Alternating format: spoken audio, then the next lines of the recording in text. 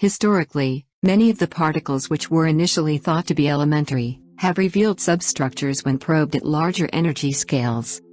This has been central to the progress in our understanding of the structure of matter. It is therefore natural to explore the possibility that some, or all, of the particles which we today call elementary, are in fact composite objects. Theoretically, a unification of the quarks and the leptons in terms of a small number of common constituents is very attractive.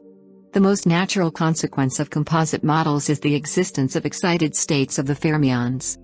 Searches for excited fermions have been performed over the last decades in experiments at the LEP, Hera, Tevatron, and LHC colliders.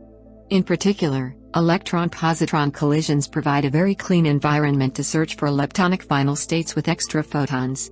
For instance, if they exist in a kinematically accessible domain at the LEP collider, these excited leptons should be produced through pair production, or possibly via single production, where we have assumed that the excited lepton decays radiatively. L star goes to L gamma. No evidence for such states has been found, setting very stringent lower limits on their masses in the range of several tera-electron volts.